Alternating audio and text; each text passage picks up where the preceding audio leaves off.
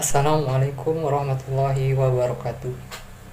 Halo teman-teman, saya di sini bersama dengan anggota kelompok saya, yaitu Baik Bintan Julia Rahman dan Dian Susilawati akan menjelaskan tentang materi masyarakat desa dan perkembangannya. Baik, kita mulai dari pengertian desa dan masyarakat pedesaan. Desa merupakan suatu hasil perpaduan antara kegiatan sekelompok manusia dengan lingkungannya. Dan juga masyarakat desa adalah orang atau kelompok masyarakat yang bertempat tinggal di pedesaan. Sebagian besar masyarakat pedesaan mempunyai pekerjaan sebagai seorang petani.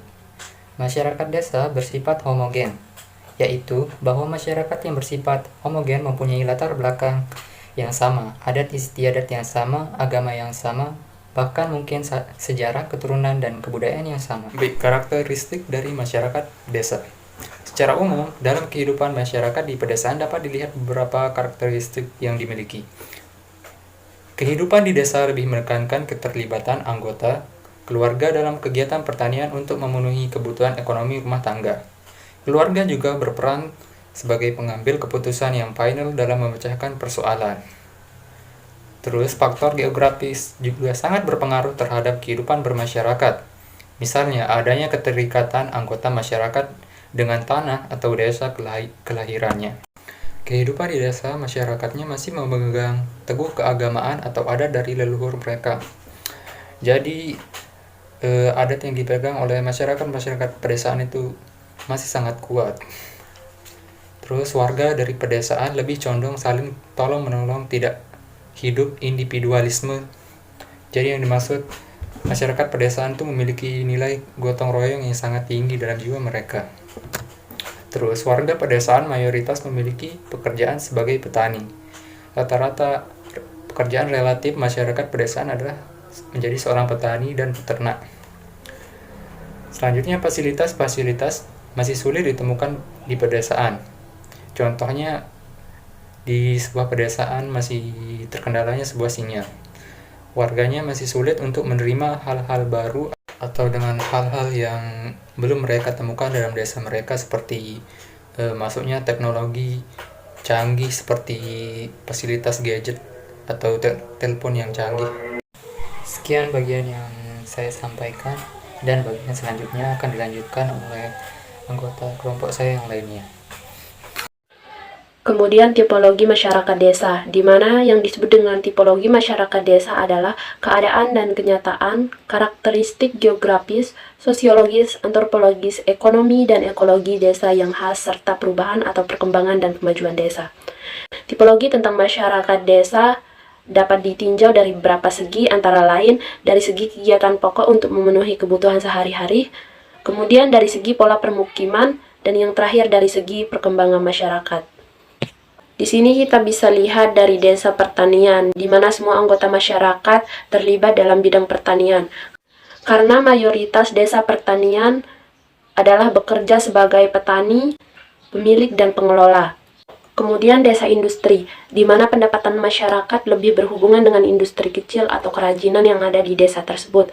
Karena di desa industri ini lebih banyak memanfaatkan kreativitas tangan manusia untuk memenuhi kebutuhan hidup. Kemudian yang terakhir, desa nelayan, yaitu pusat kegiatan dari seluruh anggota masyarakat yang berusaha di bidang perikanan. Desa ini juga biasanya mendapatkan penghasilan utama dari bahan yang berasal dari laut, sehingga laut menjadi tempat pekerjaan mereka. Yang kedua, tipologi dari segi permukiman. Tipologi dari segi pola permukiman meliputi yang pertama, farm village type, yaitu suatu desa yang didiami secara bersama dengan sawah ladang di sekitar tempat tersebut. Kemudian yang kedua, Neverless farm village type, yaitu suatu desa di mana sejumlah orang yang berdiam di suatu tempat dan sebagian lainnya menyebar di luar tempat bersama sawah mereka. Kemudian yang ketiga, Ranged isolate farm village type, yaitu suatu desa di mana orang berdiam di sekitar jalan-jalan yang berhubungan dengan pusat perdagangan, dan selebihnya adalah sawah dan ladang mereka. Yang terakhir, Pure Isolate Farm Village Type, yaitu desa di mana orang-orang berdiam tersebar bersama sawah ladang mereka masing-masing. Baik, saya akan melanjutkan penjelasan dari teman saya mengenai tipologi dari segi perkembangan masyarakat. Tipologi dari segi perkembangan masyarakat meliputi hal sebagai berikut, yaitu desa tradisional atau pradesa, desa swadaya atau desa terbelakang, desa swakarya atau desa peralihan, dan yang terakhir ada desa swasembada atau desa maju. Nah, yang membedakan dari keempat desa tersebut adalah terdapat dalam hal teknologi, pengetahuan dari masyarakatnya sendiri, dan juga inovasi mengenai tanaman pangan dan lain-lain.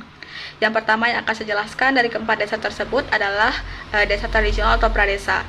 Desa tradisional atau pradesa adalah tipe desa pada masyarakat suku terasing yang seluruh kehidupan masyarakatnya masih sangat tergantung dengan alam.